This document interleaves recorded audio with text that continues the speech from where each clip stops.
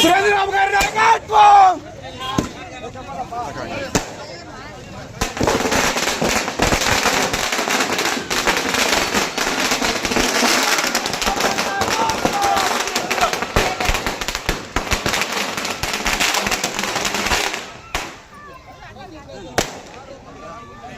సురేంద్రబాబు గారి నాయకత్వం సురేంద్రబాబు గారి నాయకత్వం సురేంద్రబాబు గారి నాయకత్వం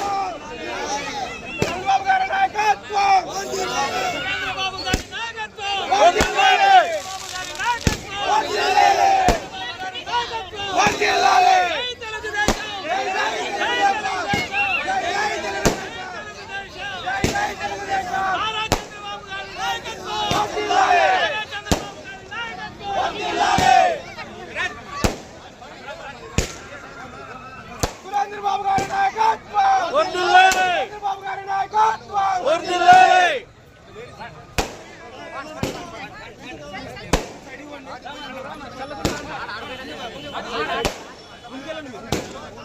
మీరు ఫాస్ట్ గా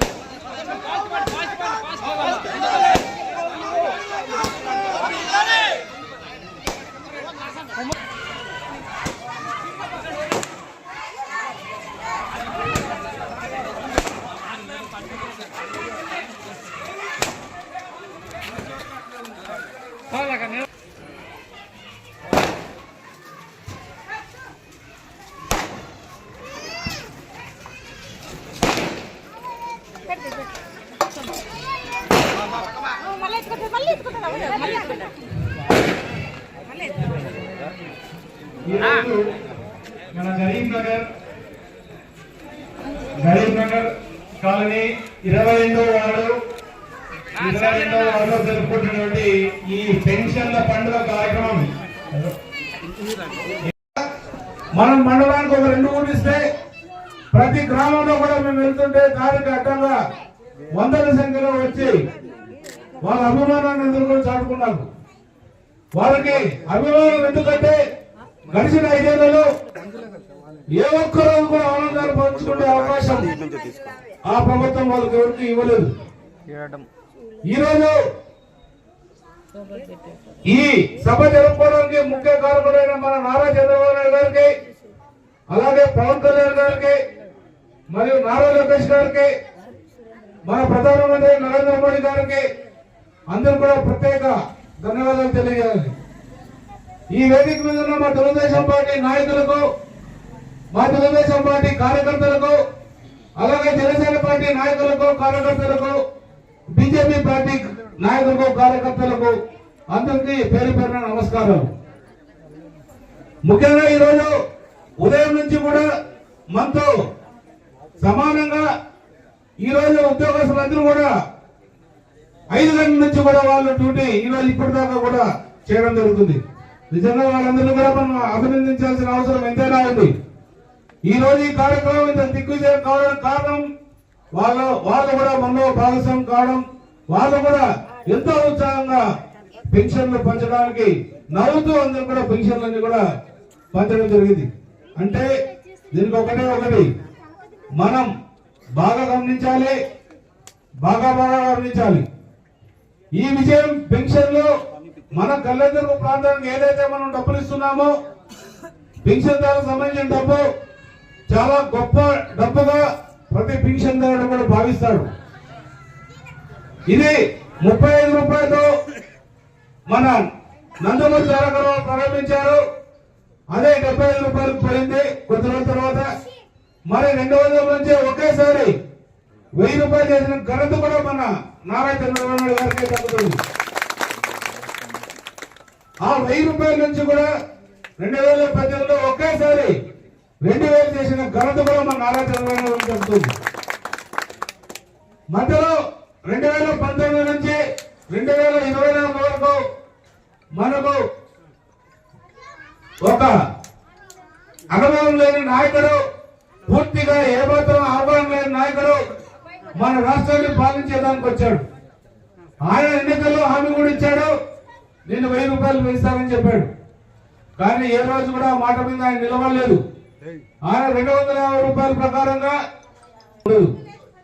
చంద్రబాబు నాయుడు గారు ఏదైతే ఎన్నికల్లో హామీ ఇచ్చాడో 3000 రూపాయల నుంచి నేను 4000 రూపాయలు చేస్తాను, అలాగే ఏప్రిల్, మే, జూన్ ఈ 3 నెలలకు కలిపి ప్రతి నెలకు 1000 రూపాయలు చెప్పిన 3 నెలలకు కలిపి 3000 రూపాయలు, మొత్తం 7000 రూపాయలు జూలై 1వ తారీఖు ఇస్తానని చెప్పారు.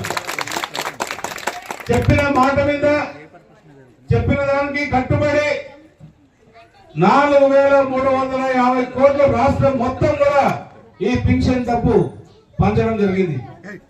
మీరు ఏ రోజైనా చూసారా ఒక ముఖ్యమంత్రి పెన్షన్ పెంచడానికి వెళ్ళేది ఎప్పుడైనా చూసారా? మన ముఖ్యమంత్రి చంద్రబాబు నాయుడు గారు, పవన్ కళ్యాణ్, అలాగే నారా లోకేష్, వాళ్ళతో పాటు ఇతర మంత్రులు, ఎమ్మెల్యేలు అందరూ కూడా మన తెలుగుదేశం పార్టీ నాయకులు, కార్యకర్తలు, అలాగే ఉద్యోగస్తులు అందరూ కూడా పాల్గొన్నారు. ఏదేమైనా కూడా వాళ్ళకు ఉత్సాహం కలిగించడానికి, ప్రతి చోట కూడా వెళ్ళి డబ్బులు ఇవ్వడానికి వాళ్ళకు కూడా ఆనందంగా ఉంది. మనం 2,50,000 మంది వాలంటీర్స్ పెట్టుకున్నాం. దాంట్లో 1,05,000 మంది రాజీనామా చేశారు. అయినా ఇంకా 1,40,000 మంది ఉన్నా కూడా వాళ్ళని ముట్టుకోకుండా ఏదైతే మన సచివాలయ ఉద్యోగుల ద్వారా మొత్తం ఈ రాష్ట్రంలో ఉన్న అన్ని నియోజకవర్గాల్లో ఈ పింఛన్ కార్యక్రమం దిగ్విజయంగా పంచ ఏర్పాటు చేశారు మన చంద్రబాబు నాయుడు గారు, పవన్ కళ్యాణ్ గారు. నిజంగా ఇదొక అద్భుతం. డబ్బు ఇవ్వడం, డబ్బు తీసుకోవడం కాదు, ఒక వ్యక్తుల మధ్యలో ఉన్న అనుబంధాన్ని తెలియజేసే ఈ కార్యక్రమాన్ని మనందరూ కూడా గౌరవించాల్సిన అవసరం ఎంతైనా ఉంది. అలాగే మన చంద్రబాబు నాయుడు గారు ఏదైతే జూన్ లో ప్రమాణ స్వీకారానికి మనందరం కూడా మీరందరూ టీవీలో చూశారు, మేమంతా ప్రత్యక్షంగా చూసాం. ఆ రోజు మీరు గమనించుంటారు, మన స్టేజ్ పైన అధినేత మహారాజులందరూ కూడా కూర్చున్నారు. నరేంద్ర మోడీ కావచ్చు, అమిత్ షా కావచ్చు, నితిన్ గడ్కరీ కావచ్చు, అలాగే కేంద్ర మంత్రులు, కాబోయే రాష్ట్ర మంత్రులు, పెద్ద పెద్ద వ్యాపారస్తులు, అలాగే చాలా మంది జడ్జిలు కావచ్చు, ఇతరత్ర అందరూ కూడా ఉన్నారు.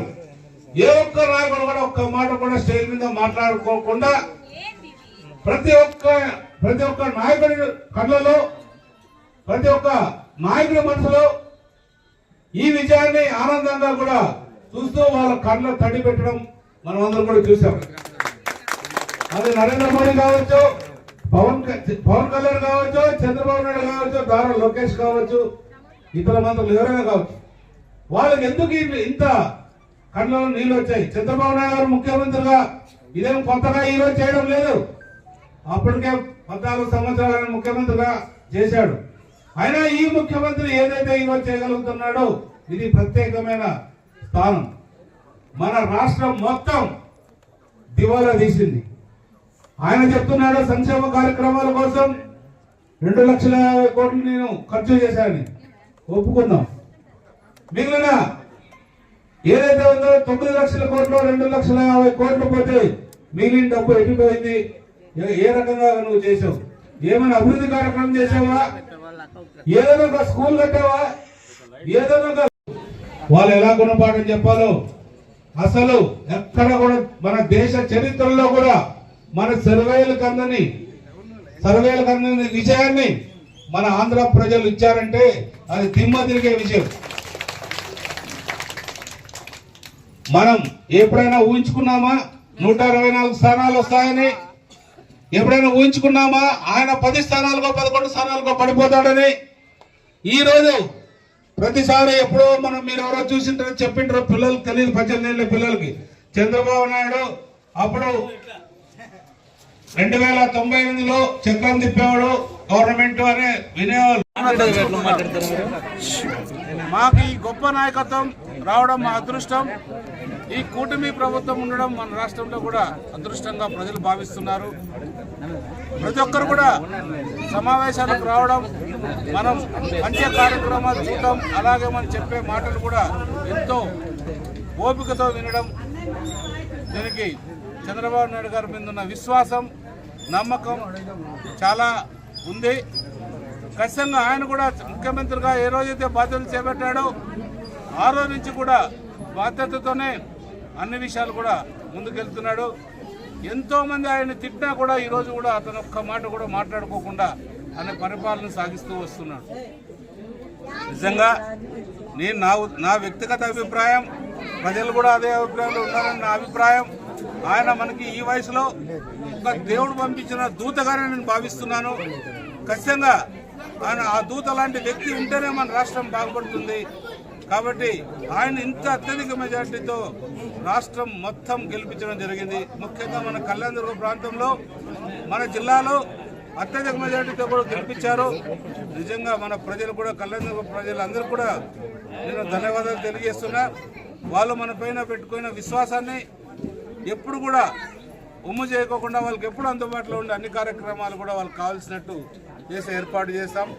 ముఖ్యంగా మనకు సంబంధించి ముఖ్యంగా భైరవనతిప్ప ప్రాజెక్టు, మున్సిపాలిటీ అభివృద్ధి కార్యక్రమాలకు చెప్పాము, అది కూడా చేయాలి. అలాగే రోడ్లు కూడా, గ్రామాలకు వెళ్ళే రోడ్లు కూడా పూర్తిగా బాగలేవు, అవన్నీ కూడా చేసుకోవాలి. కొన్ని హాస్పిటల్స్ కూడా నిర్మించుకోవాలి. మన పిల్లలు ఎక్కడైనా పార్కుకు పోతే ఎంజాయ్ చేసుకుంటే కూడా ఏమాత్రం కూడా సౌకర్యంగా లేని ప్రాంతం. ఒక మంచి పార్కు కూడా అభివృద్ధి చేయాలనే కోరిక ఉంది. ఖచ్చితంగా అది కూడా నెరవేరుతుందని ఆశిస్తున్నా. ఎందుకంటే ఇవన్నీ కూడా ఒక రూపంలో పెట్టాలంటే చాలా సమయం పడుతుంది. ఏదేమైనా కూడా దాని మీద ప్రత్యేక దృష్టి పెట్టి దానికోసం ఒక టీంని పెట్టి అన్ని పనులు జరిగేటట్టు, అన్ని రకాలుగా ఉండేటట్టు మాకు సంబంధించి పెద్ద ఆఫీసర్ల దగ్గరికి వెళ్ళి లేదా మా మంత్రుల దగ్గరికి వెళ్ళి దీనికి కావాల్సిన నిధులన్నీ తీసుకొచ్చే బాధ్యతను తీసుకుంటా. ఏదైతే ప్రజలు విశ్వాసంగా నా పైన గెలిపించారో ఆ విశ్వాసాన్ని ఎల్లప్పుడూ కాపాడుకొని ఎప్పుడు కూడా వాళ్ళ విశ్వాసాన్ని పోగొట్టుకుంటే పని ఏది చేయను. ఏది కూడా అవినీతికి కూడా తావు లేకోకుండా పరిపాలన ఉంటుంది. ఎక్కడ కూడా మాకు ఒకటే చెప్పాను ఇంతకు ముందు కూడా, ఏదైతే పోలీసు వ్యవస్థ కావచ్చు, రెవెన్యూ వ్యవస్థ కావచ్చు, మన కార్పొరేషన్ సంబంధించిన కమిషనర్స్ కావచ్చు, అలాగే రకరకాల ఈరోజు ఉదయం 6 గంటల నుంచి కూడా ఖచ్చితంగా 6 గంటల నుంచి కూడా పింఛన్ పంచే కార్యక్రమం ప్రారంభమైంది. ఏదైతే ఉన్నారో సచివాలయ ఉద్యోగులు కావచ్చు, మరి దానికి సంబంధించిన వాళ్ళ ఆఫీసర్లు కావచ్చు, వాళ్ళు ఉదయం 4:30 గంటలకే వాళ్ళ విధులకు అందించి కూడా హాజరు కావడం జరిగింది. అంటే ఎంతో పట్టుదలతో వాళ్ళు ఈ కార్యక్రమం దిగ్విజయడానికి కారణం వాళ్ళు కూడా ఒక ముఖ్య కారకులు. మన ముఖ్యమంత్రి గారు ఉదయం 6 గంటలకే పింఛన్ ప్రారంభించాడు. అందులో భాగంగా మేమందరం కూడా ఉదయం 6 గంటలకు పింఛన్ కార్యక్రమం ప్రారంభించాం. ప్రజలు చాలా ఆనందంగా ఈ పింఛన్ కార్యక్రమాన్ని చూస్తూ